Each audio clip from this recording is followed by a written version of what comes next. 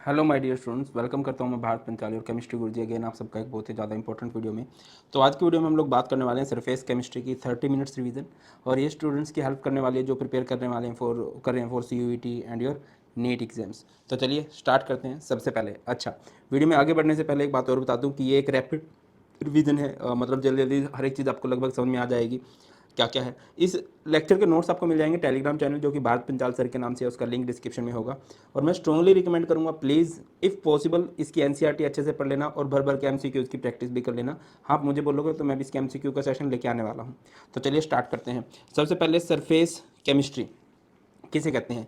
ये केमिस्ट्री है उन प्रोसेसेस की जो सरफेस पे होती है। कोई भी वो प्रोसेस जो सरफेस पे होती है उसे हम लोग सरफेस केमिस्ट्री बोलते हैं। The phenomena of attracting and retaining the molecule of a substance on the surface of an another substance is called adsorption। Surface chemistry किसे कहते हैं? जिसमें हम सरफेस पे होने वाली प्रोसेसेस के बारे में पढ़ेंगे। और सबसे पहली जो प्रोसेस पढ़ रहे हैं वो हमारे पास है बेटा जी एडजॉर्प्शन। एडजॉर्प्शन का मतलब होता है चिपकना। फॉर एग्जांपल ये पानी का गिलास है, बहुत चिल्ड पानी हम इसमें डाल दें तो साइड में आके इस पे वाटर वेपर्स आके चिपकना स्टार्ट हो जाएंगे। तो वाटर के वेपर चिपके हैं इसके सरफेस पे, तो ये हमारे पास क्या है भाई? एडजॉर्प्शन है। एडजॉर्प्शन में दो पार्ट होते हैं हमारे पास, एक होता है एडजॉर्बेट और एक होता है एडजॉर्बेंट। जो चिपकता है वो होता है एडजॉर्बेट और जिस पर चिपकता है वो होता है एडजॉर्बेंट। जैसे कि यहाँ पर देखो इस सरफेस पे कुछ पार्टिकल्स आके चिपक गए, जिस पे चिपके एडजॉर्बेट, जिसके सरफेस पे ये प्रोसेस हुई एडजॉर्बेंट, और इस प्रोसेस को क्या बोलेंगे? एडजॉर्प्शन। एग्जांपल दिया गया है water vapours are adsorbed on the surface of silica gel. आपने देखा होगा जितने भी हमारे इलेक्ट्रॉनिक्स के सामान होते हैं उसमें ह्यूमिडिटी ना हो, मॉइस्चर ना हो, उससे बचाने के लिए उसमें सिलिका जेल के पैकेट रखे होते हैं। मोस्टली सबने देखे हैं। आप आगे से याद भी आ जाएगा, बता देना आप लोगों ने देखे कि नहीं। छोटा सा पैकेट लिखा होता है silica gel do not eat throw away, इस तरह से करके लिखा होता है। तो वो क्या करता है, वो अपने ऊपर वाटर वेपर्स को चिपका लेता है। अगला है ammonia gas in contact with charcoal. Charcoal क्या होता है? कोयला, जो पुराने टाइम में बहुत सारे पशु पेड़ पौधे दब गए थे ना जमीन के अंदर, वो चारकोल बन के, और चारकोल एक बहुत बढ़िया एडजॉर्बेंट होता है। अगर देखिए मैंने यहाँ पर कुछ लिख दिया, इस सरफेस पे मैं कुछ लिख रहा हूँ तो ये हमारे पास एडजॉर्प्शन है, और अगर मैं इसको हटा देता हूँ तो ये रिवर्स ऑफ एडजॉर्प्शन है, और रिवर्स ऑफ एडजॉर्प्शन को हम लोग क्या बोलते हैं बेटा जी? डिजॉर्प्शन बोलते हैं। अगर किसी मेटल के सरफेस पे कोई गैस चिपकती है, फिक्स बोल रहा हूँ, मेटल के सरफेस पे कोई गैस चिपकती है, उस टाइप की एडजॉर्प्शन को हम लोग ओक्लूजन बोलते हैं। जैसे कि हाइड्रोजन गैस चिपक गई किसके ऊपर भाई? ऑन पैलेडियम मेटल के ऊपर। आगे बढ़ते हैं। नेक्स्ट एक होती है एब्जॉर्प्शन। एब्जॉर्प्शन क्या होता है? The phenomena of entering the molecule of a substance inside an another substance. जैसे कि रसगुल्ला है, खाने पीने की बात करते हैं, जल्दी रिलेट कर पाओगे। रसगुल्ला है, रसगुल्ले को चाशनी में डाल दोगे तो चाशनी सिर्फ उसके बाहर बाहर नहीं होगी, चाशनी उसके अंदर भी चली जाएगी। इस तरह की प्रोसेस को हम लोग बोलते हैं एब्जॉर्प्शन। अगर कुछ ऐसा हो जाए, the substance which is absorbed is called absorbate and the substance inside which absorption takes place is called absorbent. वही एडजॉर्बेट एडजॉर्बेंट को कॉपी किया गया है। ठीक है, आगे है हमारे पास भाई साहब एडजॉर्प्शन एंड एब्जॉर्प्शन। एडजॉर्प्शन का बढ़िया सा एग्जांपल मैंने आप लोगों को दे ही दिया। या फिर आप प्रैक्टिकल एग्जांपल की बात करो तो जैसे कि आप लोगों ने एक कंटेनर लिया और इस कंटेनर में, वेरी शानदार कंटेनर, इस कंटेनर में क्या कर दिया? एक टेनिस की बॉल डाल दी। दूसरा कंटेनर ले लिया, इसमें आप लोगों ने एक स्पंज बॉल डाल दी, दोनों को पानी में डाल दिया तो टेनिस की बॉल के बाहर बाहर पानी रहेगा, तो वो एब्जॉर्प्शन है। अगर आप स्पंज बॉल लोगे तो पानी उसके अंदर भी चला जाएगा। इस तरह की प्रोसेस को हम लोग एब्जॉर्प्शन बोल देते हैं। आगे मूव करते हैं भाई। नेक्स्ट है हमारे पास एडजॉर्प्शन। जो है एडजॉर्प्शन कैसा फिनोमिना है? Adsorption is a surface phenomena. Absorption कैसा है? एक बल्क फिनोमिना है जो कि ओवरऑल होता है। आगे बढ़ते हैं। एडजॉर्प्शन में क्या होता है कि जो सब्सटेंस होते हैं वो एडजॉर्ब होते हैं ऑन द सरफेस। और इसमें क्या होता है कि जो सब्सटेंस है, जो सिकंजवी है, जो पानी है, वो सारे के सारे अंदर बाहर हर तरफ चला जाता है। क्या लिख रहे हैं हम लोग? Uniformly distributed. एडजॉर्प्शन एक फास्ट प्रोसेस है, एक्चुअल में फास्ट होती है इन बिगनिंग। एब्जॉर्प्शन जो होती है स्टार्टिंग में फास्ट होती है, धीरे धीरे स्लो हो जाती है। एब्जॉर्प्शन एक स्लो प्रोसेस है, ठीक है, और एक यूनिफॉर्म स्पीड से होती है। एब्जॉर्प्शन फास्ट कैसे है? मैं आपको एग्जांपल देता हूँ। आपने चुंबक लिया, चुंबक पे जब लोहा चिपकता है ना स्टार्टिंग में बहुत बढ़िया चिपकता है, क्योंकि स्टार्टिंग में सरफेस है। धीरे धीरे धीरे धीरे वो उस पर चिपकना कम हो जाता है, रेट ऑफ एब्जॉर्प्शन कम हो जाती है। दीवार पे, दीवार जब नई नई बनती है ना किसी घर की, उस पर जब पेंट किया जाता है बहुत अच्छे से पेंट चिपकता है। बट जैसे जैसे वो पुरानी उस पेंट पे आप दोबारा पेंट करने की कोशिश करोगे वो अच्छे से नहीं होगा। बोर्ड पे जब रफ करके उस पर लिखा जाता है बहुत अच्छे से लिखा जाता है, दो तीन बार उसी पे लिखते रहोगे तो नहीं लिखा जाएगा। ये वाली बात है। यही लिखा गया है, rate of absorption decreases gradually, absorption takes place at uniform speed. ठीक है। और अगर कहीं पर एडजॉर्प्शन और एब्जॉर्प्शन दोनों प्रोसेस एक साथ हो रही हैं तो इस प्रोसेस को हम लोग बोलते हैं सॉर्प्शन। फॉर एग्जांपल कॉटन को आपने डाल दिया है इंक के अंदर, कॉटन के अंदर इंक बाहर इंक दोनों तरफ से होगा। अगली बात है टाइप्स ऑफ एडजॉर्प्शन। दो तरह की एडजॉर्प्शन होती है बेटा जी, फिजिकल एडजॉर्प्शन, केमिकल एडजॉर्प्शन। बहुत सिंपल याद रखिए इसको, physical adsorption is just like बाबू सोना, ठीक है। फिजिकल एडजॉर्प्शन के हर एक एग्जांपल को बाबू सोना समझो। केमिकल एडजॉर्प्शन एक परमानेंट बॉन्ड होता है शादी की तरह, है ना, लगभग शादी एक ही होती है, इंडिया में तो भी थोड़ा सा यही कल्चर है। फिजिकल एडजॉर्प्शन किसे कहते हैं, जहाँ पर एक वीक बॉन्ड बनता है। अच्छा, एक कंसेप्ट हम लोग मिस कर रहे हैं यहाँ पर, छोटा सा कंसेप्ट, वो है हमारे पास heat of adsorption. Heat of adsorption, याद रखिए कि एडजॉर्प्शन क्या है, adsorption is an adsorption is an exothermic process. कैसी प्रोसेस है भाई, एक्जोथर्मिक प्रोसेस है। और एक्जोथर्मिक प्रोसेस में क्या होगा, हीट इज रिलीज होगी।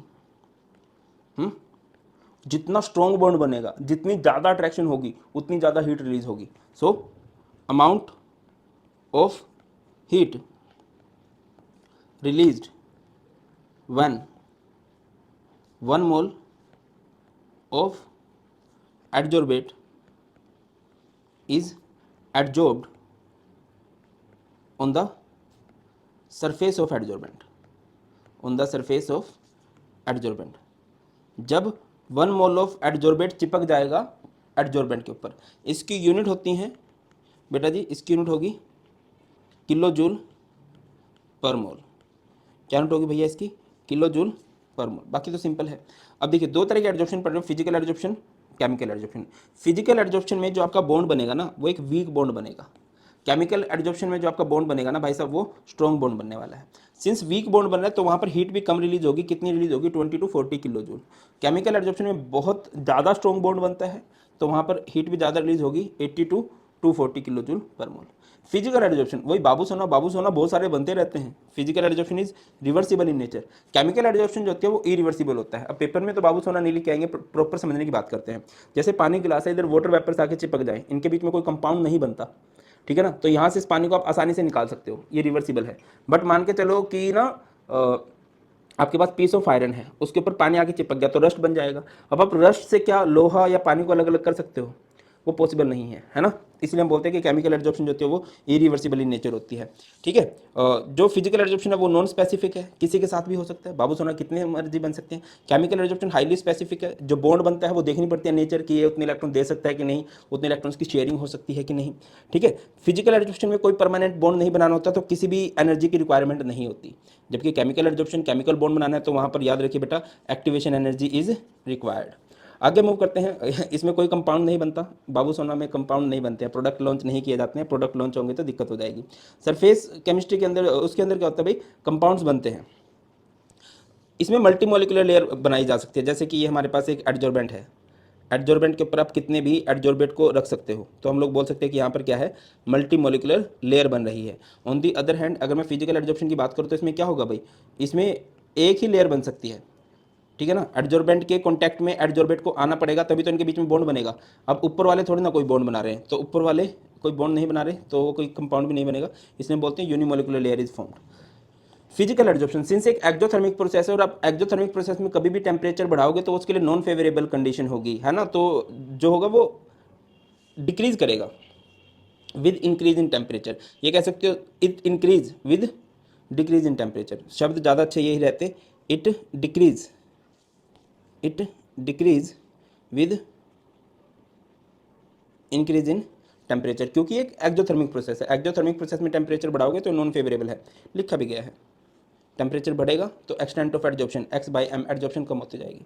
और केमिकल एडजॉर्प्शन में क्या होता है, इनिशियली ये बढ़ती है, इनिशियली बढ़ती है। क्यों सर, ये भी तो एक एक्जोथर्मिक प्रोसेस है, एडजॉर्प्शन है, हाँ है, बट आपने शायद सुना होगा, हमने लिखा है केमिकल एडजॉर्प्शन में एक्टिवेशन एनर्जी की रिक्वायरमेंट होती है। तो स्टार्टिंग में बॉन्ड बनाना होता है तो टेम्परेचर के साथ वो बॉन्ड स्ट्रॉन्ग होता है, एनर्जी की रिक्वायरमेंट है, और उसके बाद वो अपना दूसरा रोल प्ले करता है एक्जोथर्मिक वाला, उसके बाद ये घटती चली जाती है, ठीक है। और एक सिमिलरिटी है, both are directly proportional to surface area, increase with increase in surface area. Mechanism of adsorption देखो यार, एडजॉर्प्शन में ना आप लोगों को देखने को मिलेगा सब कुछ नेगेटिव होता है।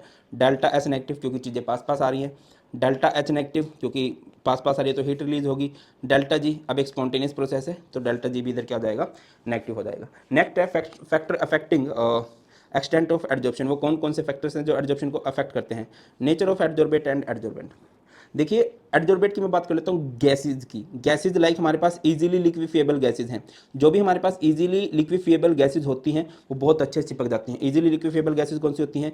NH3, HCl, Cl2, SO2, CO2, ये सब इजीली लिक्विफिएबल है, बहुत इजीली लिक्विड फॉर्म में कन्वर्ट होंगी, बहुत अच्छे से चिपक भी जाएंगी। इसके अलावा कुछ प्योर गैसेज भी होती हैं। प्योर गैसेज लाइक हमारे पास हो गया O2, N2, H2, ये इजीली नहीं चिपकती, ये इजीली लिक्विड फॉर्म में कन्वर्ट नहीं होती हैं, ये सिर्फ गैस बना रहना पसंद करती हैं, तो चिपकेंगी नहीं। अच्छा, एक और बात है, higher the critical temperature of a gas greater is the extent of adsorption. अब ये क्रिटिकल टेम्परेचर क्या होता है? वो टेम्परेचर जिससे नीचे अगर आपने टेम्परेचर किया तो गैस लिक्विड बन जाएगी।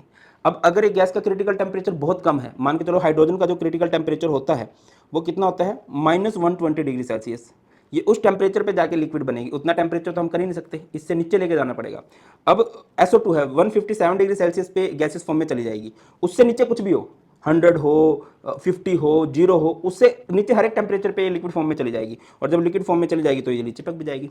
सरफेस एरिया की बात करें तो याद रखिए जो सरफेस एरिया होता है, अगर सरफेस एरिया बढ़ेगा, मान के चलो बारिश हो रही है, एक जगह इतनी बड़ी है एक जगह इतनी बड़ी है, तो बारिश हो रही है तो कहाँ पर एडजॉर्प्शन ज़्यादा होगी? भैया ये छोटा सा एरिया है, यहाँ पर कम सब्सटेंस चिपकेगा, ये बड़ा एरिया है, यहाँ पर ज़्यादा सब्सटेंस चिपकेगा। नेक्स्ट है टेम्परेचर। सिंस एडजॉर्प्शन एक एक्सोथर्मिक प्रोसेस है तो अगर आप टेम्परेचर बढ़ाओगे तो एडजॉर्प्शन याद रखिए वहाँ पर क्या होने वाली है? कम होने वाली है। नेक्स्ट है हमारे पास एडजॉर्बिंग पावर ऑफ एडजॉर्बेंट, या इसे हम लोग बोल सकते हैं activation of adsorbent. Activation of adsorbent क्या होता है कि आपने किसी एडजॉर्बेंट के सरफेस को रफ कर दिया, मैकेनिकल रफ करके, तो नया सब्सटेंस चिपकेगा। उसको गर्म कर दो तो ऑलरेडी जो एडजॉर्ब्ड गैसेज है वो उड़ जाएंगी, इसको एक्टिवेशन बोलते हैं। एक्टिवेटेड चारकोल आप लोगों ने सुना होगा, वो फेस वॉश आते हैं, उसका मतलब यही होता है कि उसकी एडजॉर्बिंग पावर बढ़ा दी गई है। उसको छोटे छोटे पीस में डिवाइड कर दो, सरफेस एरिया बढ़ जाएगा, तब भी उसकी एडजॉर्बिंग पावर बढ़ जाएगी। तो ये हैं वो फैक्टर्स जो एडजॉर्प्शन को अफेक्ट करते हैं। आगे बढ़ते हैं और बात करते हैं इफेक्ट ऑफ प्रेशर की। देखिए टेम्परेचर अगर बढ़ाएंगे तो वो एक एक्सोथर्मिक प्रोसेस है, टेम्परेचर बढ़ाने से एडजॉर्प्शन जो है स्लो डाउन हो जाती है, मतलब घट जाती है। ऑन दी अदर हैंड अगर मैं प्रेशर बढ़ाऊंगा, ऑब्वियसली बात है यार कि अगर कोई सब्सटेंस है चिपकना नहीं चाहता और मैं उस पर प्रेशर लगाऊंगा, मैं लाइक ये पेंसिल है, ये पेन पे नहीं चिपक, इस सरफेस पे नहीं चिपकना चाहिए, प्रेशर लगाऊंगा तो इसको चिपकना पड़ेगा ही। तो सिंपल सी बात है कि अगर आप प्रेशर बढ़ाओगे तो एडजॉर्प्शन बढ़ती है, ठीक है। और हाँ, एडजॉर्प्शन एक लिमिट तक बढ़ती है, उसके बाद अगर प्रेशर बढ़ाओगे तो उसका कोई रोल नहीं रह जाता। लाइक एक पेन को चिपकाने के लिए आप जेसीबी का प्रेशर लगा दो कि लगा प्रेशर चिपका दे इस दीवार पे, भाई वो टूट फूट हो जाएगी, उधर उधर कोई रोल प्ले नहीं करेगा। इसके बारे में ज़्यादा वार्तालाप किया हमारे दादा ने, जिनका नाम था फ्रेंडलिक एडजॉर्प्शन आइसोथर्म। आइसोथर्म का मतलब है कि टेम्परेचर को कांस्टेंट करो और एडजॉर्प्शन पे इफेक्ट पड़ो प्रेशर का। याद रखिए कुछ इस तरह से ग्राफ बनता है, ये x/m वर्सेज p का ग्राफ है और वो डायरेक्टली प्रोपोर्शनल होता है। हाँ, तीन अलग अलग रेंज है। इनिशियली जो है एडजॉर्प्शन बहुत ज़्यादा बढ़ती है, फिर धीरे धीरे और एक टाइम के बाद वो बढ़ना बंद हो जाती है। ज़्यादा सही से ग्राफ यहाँ पर आपको समझ में आ जाएगा। यहाँ पर अगर मैं बात करता हूँ इनिशियली ये लो प्रेशर है, जब धीरे धीरे प्रेशर बढ़ाओगे तो एडजॉर्प्शन बढ़ेगी। ये इंटरमीडिएट प्रेशर है और ये हाई प्रेशर है। हाई प्रेशर यहाँ पर एक सैचुरेशन पॉइंट हमें मिल गया। सैचुरेशन पॉइंट क्या होता है? इसके बाद एडजॉर्प्शन पे कोई फर्क नहीं पड़ेगा प्रेशर बढ़ाने का, इवन अगर आप ज़्यादा प्रेशर बढ़ाओगे तो एडजॉर्प्शन घट भी जाएगी। तीन अलग अलग ग्राफ है। At low pressure x/m is directly proportional to p की power 1। At high pressure x/m is directly proportional to p की पावर 0। एट इंटरमीडिएट प्रेशर ये हमने पढ़ना है x/m is directly proportional to p की पावर 1/n। सिंपल आउट करेंगे, proportionality constant लाएंगे तो यहाँ पर k आ जाएगा ये ग्राफ। और अगर हम log ले लें, log x/m is equal to log k 1/n log p। Graph बनाएं log x/m versus log p का, तो कुछ इस तरह से ग्राफ मिलेगा। यहाँ पर स्लोप होगा 1/n एंड इंटरसेप्ट होगा log k। क्लियर है? आगे ये सिर्फ फिजिकल एडजॉर्प्शन पे एप्लीकेबल है और दूसरी बात ये है लिमिटेड रेंज ऑफ प्रेशर पे ही एप्लीकेबल होता है। आगे है बहुत इंपॉर्टेंट टॉपिक, पर्सनली मेरा बहुत फेवरेट है, कैटलिस्ट। कैटलिस्ट क्या होते हैं? वो केमिकल सब्सटेंस जो किसी भी रिएक्शन की स्पीड को चेंज कर देते हैं, और जनरली हम बात करते हैं इंक्रीज करने के लिए। बाकी दो तरह के कैटलिस्ट होते हैं हमारे पास, कौन कौन से? पहला है पॉजिटिव कैटलिस्ट जो रिएक्शन की स्पीड को बढ़ाता है, इंक्रीज करता है। नेगेटिव कैटलिस्ट जो रिएक्शन की स्पीड को घटाता है। नेक्स्ट हमारे पास आ जाता है होमोजेनियस कैटलिस्ट। होमोजेनियस कैटलिस्ट कौन से होते हैं? Those catalyst in which reactant and catalyst are in same phase. जैसे कि यहाँ पर ध्यान दो 2SO2 + O2 है, ये दोनों गैसियस फेज में है। यहाँ पर आपने जो कैटलिस्ट लिया NO वो भी गैसियस फेज में ही है, तो यहाँ से ये क्या हो गया? होमोजेनियस। हेट्रोजेनियस क्या होगा? जैसे 2SO2 + O2 और यहाँ पर कैटलिस्ट आपने ले लिया प्लेटिनम जो कि सॉलिड स्टेट में है, तो इनकी फिजिकल स्टेट डिफर हो गई, तो ये हमारे पास क्या आएगा? Heterogeneous catalyst. नेक्स्ट हमारे पास आ जाता है प्रोमोटर। प्रोमोटर क्या होते हैं? जो किसी कैटलिस्ट को पंप करते हैं, कैटलिस्ट को ही मोटिवेट करते हैं, समझ रहे हो। लाइक मैं तुम्हारी लाइफ में एक कैटलिस्ट का रोल प्ले करता हूँ, फॉर एग्जांपल, आई नो मैं नहीं करता हूँ, बट मान के चलो कि मैं करता हूँ, ठीक है, और मैं फिर संदीप महेश्वरी की वीडियो भी देखता हूँ, तो संदीप महेश्वरी मेरे लिए कैटालिटिक प्रमोटर है। मैं तुम्हारी स्पीड बढ़ा रहा हूँ, वो मेरी स्पीड बढ़ा रहा है, तो ये होता है कैटालिटिक प्रमोटर। दो substance that enhance the activity of a catalyst, जैसे कि एक हैबर प्रोसेस है N2+3H2, यहाँ पर आयरन नाम का कैटलिस्ट लिया और इसकी एक्टिविटी को बढ़ाने के लिए हम लोगों ने मोलिबिडेनम, जो कि कैटालिटिक प्रमोटर का रोल प्ले करता है। सिमिलरली हमारे पास कैटालिटिक पॉइजन भी होते हैं, जो लाइक मैं कैरी मिनाटी की वीडियो देख लेता हूँ, अब वो मेरी एफिशिएंसी क्या बढ़ाएगा, मतलब ठीक है वो मुझे प्रवचन सिखाएगा, बट वो प्रवचन मैं हर जगह नहीं यूज़ कर सकता हूँ। तो कैरीमिनाटी दादा क्या होंगे मेरे लिए, कैटालिटिक पॉइजन होंगे, वो मेरी एफिशिएंसी को घटाने का काम करेंगे। नेक्स्ट होता है activity, capacity of a catalyst to increase the speed of a reaction, कि एक कैटलिस्ट कितना किसी रिएक्शन की स्पीड को बढ़ा सकता है, वो ही उसकी एक्टिविटी होती है। सिलेक्टिविटी, याद रखिए कि एक कैटलिस्ट एक रिएक्शन के साथ एक प्रोडक्ट देगा, उसी रिएक्शन के साथ अगर आप दूसरा कैटलिस्ट यूज़ करोगे तो दूसरा प्रोडक्ट, तीसरा कैटलिस्ट यूज़ करोगे तीसरा प्रोडक्ट, ये कुछ ऐसे होता है। जैसे कि यहाँ पर हाइड्रोजन और कार्बन मोनोऑक्साइड है, अगर आप इसमें कॉपर डाल लोगे तो आपको मिथेनॉल मिल गया, अगर यहीं पर आप निकल डालते हो तो आपको क्या मिल गया, मीथेन। तो यही होता है क्या भाई, सेलेक्टिविटी, कि एक रिएक्शन के लिए आपने कौन कैटलिस्ट सेलेक्ट किया है तो प्रोडक्ट भी डिफरेंट हो जाएगा। नेक्स्ट हमारे पास ऑटो कैटलिस्ट होते हैं। ऑटो कैटलिस्ट किसे कहा जाता है, when one of the product act as catalyst, process is called auto catalysis.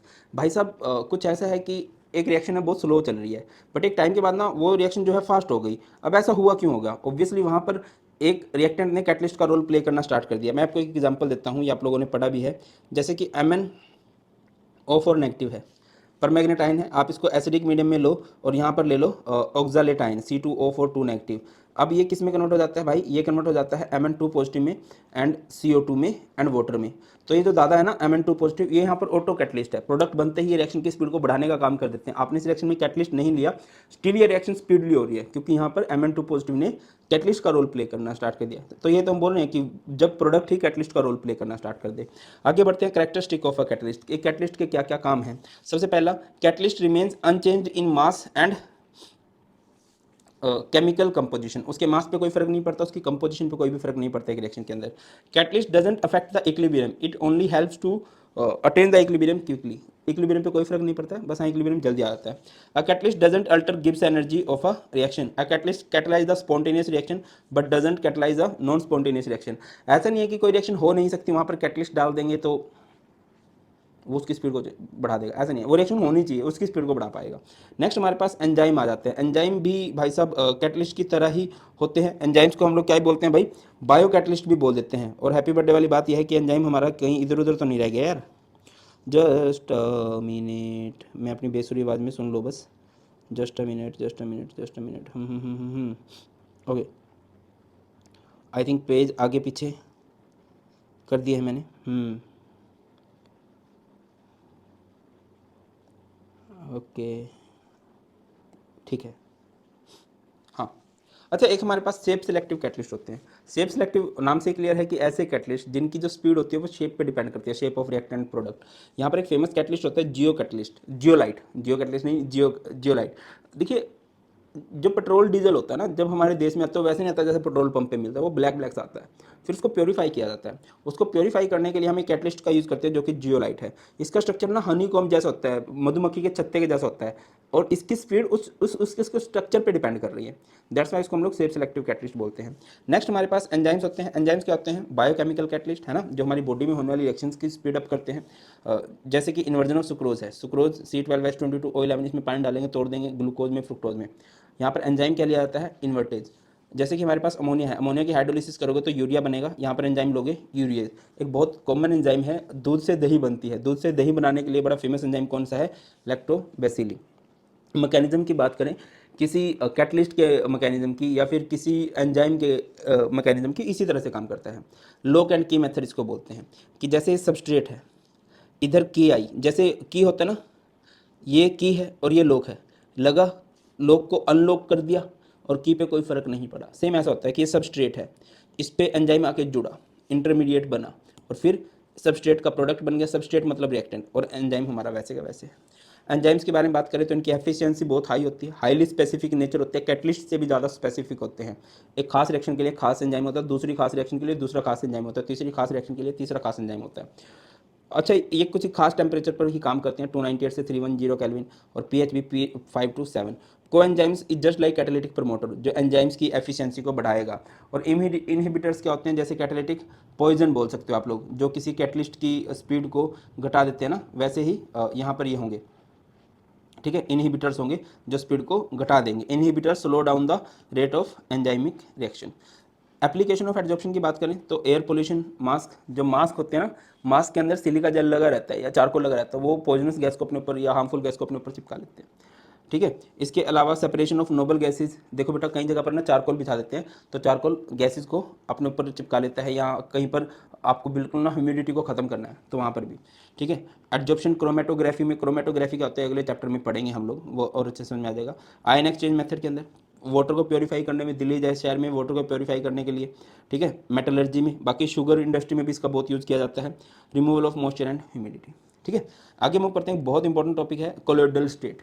Colloidal, जैसे सॉलिड लिक्विड एक गैस एक स्टेट होती है ना, वैसे ही कोलोइडल भी एक स्टेट होती है। कोलोइडल वर्ड जो आया है वो आया है कोला से, और वर्ड कोला का मतलब क्या होता है, कोला मीन्स होता है बेटा जी glue like, glue like, clear. अब देखिए होता क्या है, a state of matter in which size of particle is from 1 nanometre to 1000 nanometre. अगर पार्टिकल का साइज 1 नैनोमीटर से लेकर 1000 नैनोमीटर तक है तो हम कह देते हैं कि ये कोलोइडल स्टेट का है। यहाँ पर अच्छा एक डिस्पर्स्ड फेज, अच्छा मुझे ये बहुत लगता है कि यहाँ से एक क्वेश्चन बन सकता है, ये जो टेबल है इसको बहुत अच्छे से देख लेना। डिस्पर्स्ड फेज जैसे सोल्यूट था ना लेस अमाउंट में, सॉल्वेंट था वो होता है डिस्पर्शन मीडियम, ठीक है। Dispersed phase, the substance dissolve in a medium is called dispersed phase, it is just like solute in solution.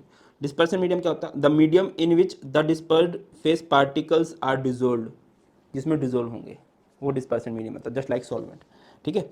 तो यहाँ पर क्लासीफाई किया गया है, एक तरफ dispersed phase dispersion medium, types of colloid और उसके एग्जांपल। जैसे कि अगर डिस्पर्स्ड फेज डिस्पर्शन मीडियम दोनों आपने सॉलिड ले लिए तो इसको बोलेंगे सॉलिड सोल, एग्जांपल होगा coloured glass, gemstones.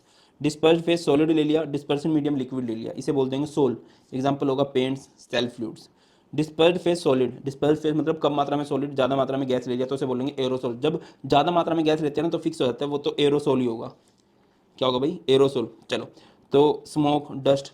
Dispersed phase liquid है, डिस्पर्शन मीडियम सॉलिड है, जेल, चीज़, बटर, जेलीज, ये बहुत इंपॉर्टेंट है। नेक्स्ट वाला, डिस्पर्स्ड फेज लिक्विड है, डिस्पर्शन मीडियम भी लिक्विड है, कम ज़्यादा दोनों ही लिक्विड है तो उसे बोलते हैं इमल्शन, मिल्क, हेयर क्रीम, ठीक है।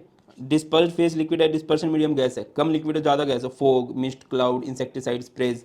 डिस्पर्स्ड फेज गैस है, डिस्पर्शन मीडियम सॉलिड है, solid sol, example pumice stone, foam, rubber. Dispersed phase gas है, डिस्पर्शन मीडियम लिक्विड है, फोम, है ना। डिस्पर्स फेस लिक्विड हो, ज़्यादा मात्रा में गैस हो तो झाग बनती है, थोड़ा थोड़ा सा लिक्विड हो तो ज़्यादा से क्या होती है बेटा, गैस होती है। नेक्स्ट हमारे पास बहुत इंपॉर्टेंट है इमल्शन। इमल्शन मैंने अभी बताया क्या, जिसमें डिस्पर्स फेस और डिस्पर्शन मीडियम दोनों ही क्या हो, लिक्विड हो। दो तरह की इमल्शन होती है, oil in water, water in oil. Oil in water, जहाँ पर ऑयल इन वाटर का मतलब क्या है, जहाँ पर ऑयल कम है, disperse phase is oil, dispersion medium is water. Water in oil, disperse phase is water, dispersion medium is oil. Oil in water का एग्जाम्पल है मिल्क, ऑयल कम होता है पानी ज़्यादा होता है, और वाटर इन ऑयल बटर, वहाँ पर ऑयल ज़्यादा होगा पानी कम होगा। इमल्सीफायर्स क्या होते हैं, जो दो लिक्विड डिस्पर्स्ड फेस और डिस्पर्स्ड मीडियम को जोड़ के रखते हैं कि हाँ ये कहीं जाए ना। देखो यार आजकल ना मिल्क इंडस्ट्री जो है, शहरों में दूध जो है बड़ा ख़राब मिलता है, तो दो केमिकल्स को जोड़े रखने के लिए इमल्सीफायर्स यूज़ करने पड़ते हैं। डीमल्सिफिकेशन क्या होता है, दो लिक्विड जो इमल्शन के उनको तोड़ना है ना। जैसे कि आपको पता है कि दूध के अंदर क्रीम होती है, बट वो हमें अलग कैसे करेंगे, उसको अलग करने के लिए हम केमिकल्स, फिजिकल जो भी मेथड लगाएंगे, वो होती है demulsification. The emulsion of an emulsion, separation of an emulsion into its constituent liquid is called demulsification. It can be carried out by freezing, boiling, centrifugation. करते हैं और बात करते हैं classification of colloids on the basis of nature of interaction. तो दो तरह के होते हैं, लायोफिलिक एंड लायोफोबिक। लायोफिलिक नाम से क्लियर है, लायोफिलिक लिक्विड लविंग कोलॉइड्स होते हैं, लायोफोबिक लिक्विड हेटिंग होते हैं। तो जो लिक्विड से लव करते हैं ना उनको इजीली बना सकते हैं, easily prepare by direct mixing. इनको इजीली नहीं बनाया जा सकता, इनको प्रिपेयर करने के लिए हमें स्पेशल मेथड लगाने पड़ते हैं। ये जो होते हैं ये स्टेबल होते हैं, इजीली प्रेसिपिटेट नहीं होते। प्रेसिपिटेट का मतलब ये है कि कोलॉइड के पार्टिकल आपस में जुड़ते नहीं है, वो घूमते रहते हैं, बढ़िया जो कोलॉइड है वो स्टेबल रहता है। इजीली प्रेसिपिटेट हो जाते हैं, क्योंकि पसंद नहीं करते ना, उसको पसंद नहीं करते तो इकट्ठे रहना पसंद करते हैं, लिक्विड के साथ रहना ज़्यादा पसंद नहीं करते हैं। These are reversible in nature, मतलब लायोफिलिक कोलोइड को बना दिया, फिर अलग कर दिया पार्टिकल्स को, फिर बना दिया, फिर अलग कर दिया। लायोफोबिक के साथ ऐसा नहीं है, अगर आपने एक बार बना के इनको ब्रेक कर दिया तो फिर बहुत ईजिली ये नहीं बनते हैं, तो ये इरिवर्सिबल इन नेचर होते हैं। ठीक है, एग्जाम्पल की बात करें लायोफिलिक कोलोइड के एग्जाम्पल क्या होंगे हमारे पास, जितने भी ऑर्गेनिक होते हैं लगभग, स्टार्च, गम, जिलेटिन, और ये इनऑर्गेनिक टाइप से ferric hydroxide, FeOS3, AH2S3, AU, AG, gold sol, silver sol, ये सब जो होते हैं ये हमारे पास लायोफोबिक होते हैं। उसके बाद साइज ऑफ पार्टिकल के हिसाब से बात करें तो मैं एसोसिएटेड कोलोइड को अभी डिस्कस नहीं करूंगा, इसको थोड़ी देर में डिस्कस करेंगे, इन दोनों को डिस्कस कर लेते हैं। मल्टी मॉलिक्यूलर, मैक्रो मॉलिक्यूलर, नाम से क्लियर है, मल्टी मॉलिक्यूल मतलब बहुत सारे मॉलिक्यूल जुड़ेंगे तब वो कोलोइडल रेंज में आ पाएंगे। मैक्रो मॉलिक्यूल जिनका पार्टिकल का साइज ऑलरेडी कोलोइडल रेंज के अंदर होता है। ठीक है, तो इनका मॉलिक्यूलर मास जो होता है वो बहुत ज़्यादा नहीं होता, तभी तो बहुत सारों को जुड़ना पड़ रहा है, और इनका मॉलिक्यूलर मास हाई होता है। Macro molecule word generally polymers के लिए यूज़ किया जाता है, लाइक रबर, नायलॉन, स्टार्च। और मल्टी मॉलिक्यूलर में आ जाएगा ये लायोफोबिक वाले, सोल्स ऑफ गोल्ड, सिल्वर, ये देयर एटम्स और molecules are held together by weak van der Waals forces, और इनके जो मॉलिक्यूल्स होते हैं वो थोड़ी स्ट्रॉन्गर फोर्सेज ऑफ अट्रैक्शन से जुड़े होते हैं।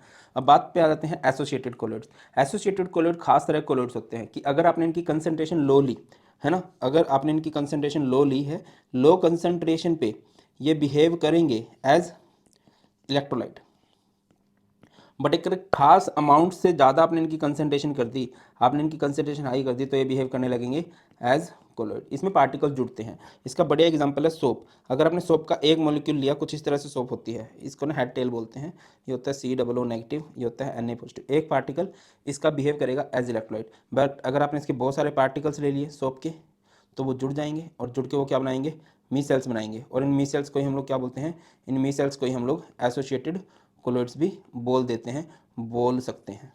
क्लियर है, यही है भाई। सोप क्या होते हैं, soaps are the sodium salt और potassium salt of higher fatty acid, इसको रिप्रेजेंट करते हो RCOONA से। जैसे फेमस एक सोप का एग्जांपल देता हूँ आप लोगों को, C17H35 COONA, कितने कार्बन है, 17 है ना, 1 2 3 4 5 6 7 8 9 10 11 12 13 14 16 17, और ये COONA नेगेटिव होता है, Na पॉजिटिव होता है। ये इसका ओके, थोड़ा सा इसको सेट कर लेता हूँ मैं,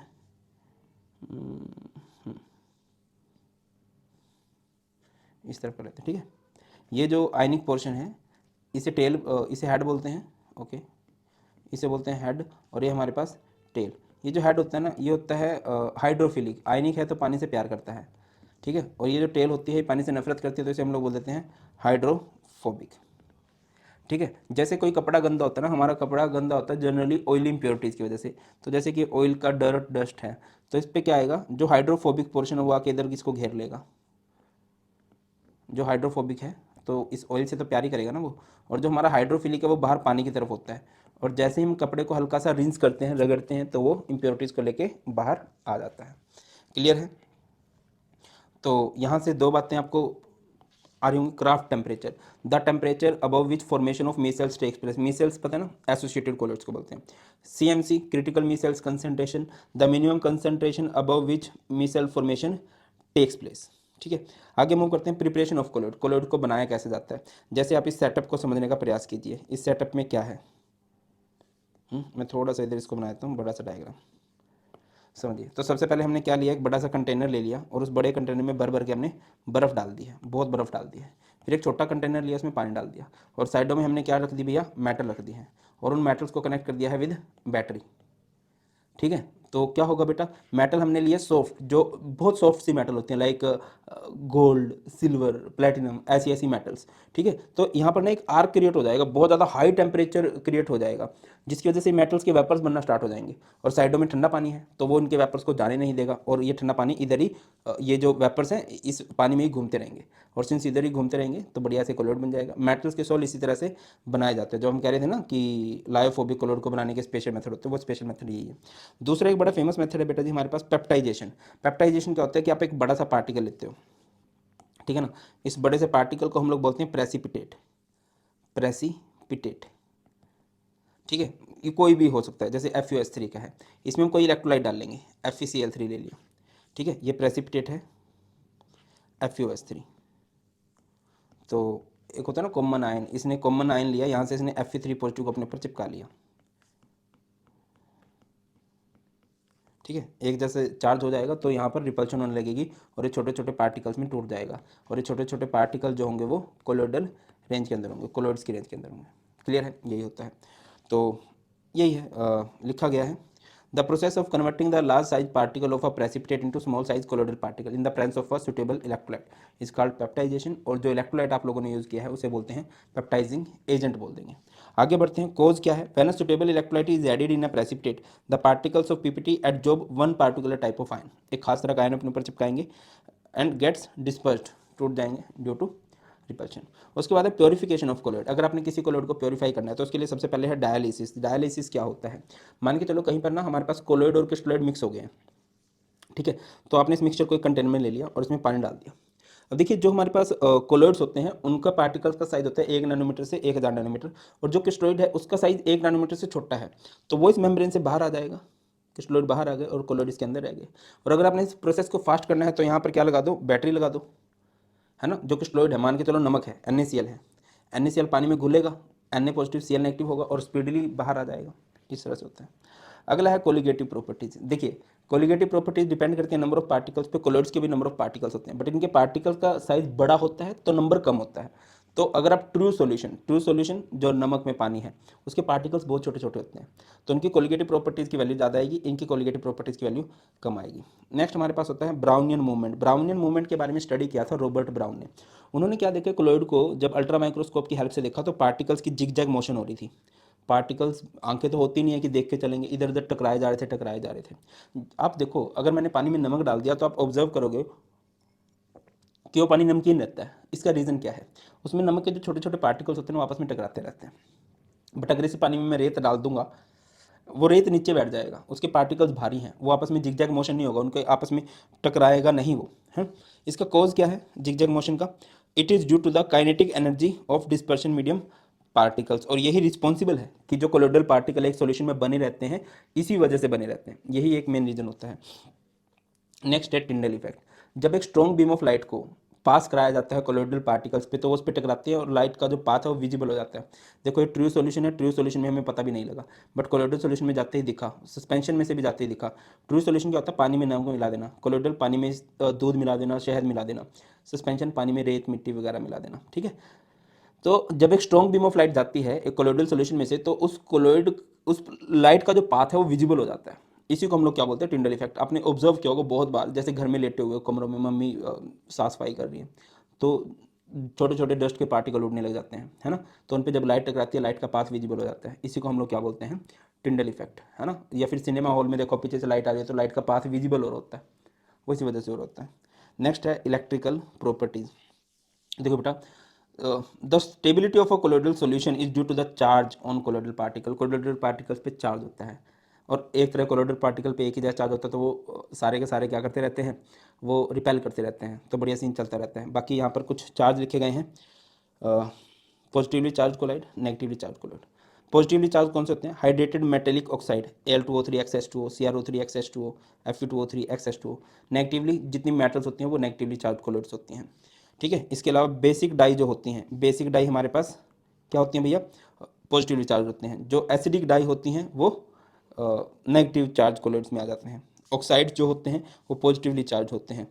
मेटल सल्फाइड जो होते हैं वो नेगेटिवली चार्ज होते हैं। इनको थोड़ा सा याद रख लेना, ठीक है। सर ये पता कैसे चला कि कोलोइड्स के ऊपर चार्ज होता है, सिंपल है, इलेक्ट्रोफोरेसिस की गई, ये खास तरह के अपरेटस में इसको डाला गया, दोनों तरफ बैटरी लगा दी तो पार्टिकल्स की मूवमेंट एक खास डायरेक्शन में हो रही थी। जो पॉजिटिवली चार्ज के कोलोइड्स थे वो नेगेटिव तरफ अट्रैक्शन शो कर रहे थे, जो नेगेटिव चार्ज के कोलोइड्स थे वो पॉजिटिव तरफ में अट्रैक्शन शो कर रहे थे। क्लियर है या नहीं। इलेक्ट्रोफोरेसिस में क्या होता है, in this process when electricity is passed in a U tube having a colloidal solution then only colloidal particles start to move towards the positively charge electrode. This movement of colloidal particle is called electrophoresis. Next हमारे पास आता है coagulation. Coagulation का मतलब क्या होता है, coagulate होना, इकट्ठे हो जाना। कोलोइडल, अरे भाई, कोलोइडल पार्टिकल पे जब हम इलेक्ट्रोलाइट डाल लेंगे, ठीक है, तो वो कोई खास चार्ज को अपने ऊपर ले लेंगे। कोलोइडल पार्टिकल पे एक ही पीस चार्ज होता है, मान के चलो इन सब पे पॉजिटिव चार्ज है, और यहाँ पर कोई इलेक्ट्रॉन ले लिया, कोई इलेक्ट्रोलाइट ले लिया, ए पॉजिटिव बी नेगेटिव, तो बी नेगेटिव को अपने साथ लेंगे और उसको अपने ऊपर लेके बड़े बड़े पार्टिकल बन जाएंगे, इसी को प्रेसिपिटेट बोलते हैं। The process of collecting together of colloidal particle so as to change them into large size precipitate in the presence of electrolyte is called coagulation और फ्लोकुलेशन। यहाँ पर अब कौन कितनी ज़्यादा कोएगुलेशन करेगा ये बताया हमें हार्डी स्कूल्स ने। Oppositely charge ions are effective for coagulation, ठीक है। अगर कोई पॉजिटिव कोलोइड है, पॉजिटिव कोलोइड के लिए कौन सा आयन इफेक्टिव होगा भैया, नेगेटिव आयन, ठीक है। और नेगेटिव कोलोइड के लिए कौन सा आयन इफेक्टिव होगा भाई, पॉजिटिव आयन, ठीक है। और याद रखिए जितना ज़्यादा चार्ज होगा, जितना ज़्यादा किसी पे चार्ज होगा उसकी कोएगुलेटिंग पावर उतनी ज़्यादा होगी, ठीक है। और उतना कम हमें इलेक्ट्रोलाइट की जरूरत पड़ने वाली है। The coagulating power of electrolyte increases with increase in charge. जैसे कि मैं आपसे पूछता हूँ, कमेंट सेक्शन में बता देना, Al3 positive, Ba2 positive, Na positive में से किसकी कोएगुलेटिंग पावर सबसे ज़्यादा और किसकी कोएगुलेटिंग पावर सबसे कम है। तो ये था बेटा जी surface chemistry. Thank you so much. And बेटा जी अगर आप चाहते हो कि मैं इसको डिटेल में पढ़ाऊँ तो आप प्लीज़ आप कमेंट कर देना, मैं डिटेल में भी वीडियो बना दूंगा, ठीक है। बाकी नोट्स पढ़ के भी आप अच्छे से कर सकते हो। और किस चैप्टर की 30 मिनट रिवीजन लेके आनी है वो भी कमेंट सेक्शन में बता देना। ख्याल रखिए, बहुत जल्द मिलते हैं। God bless you all, please take care.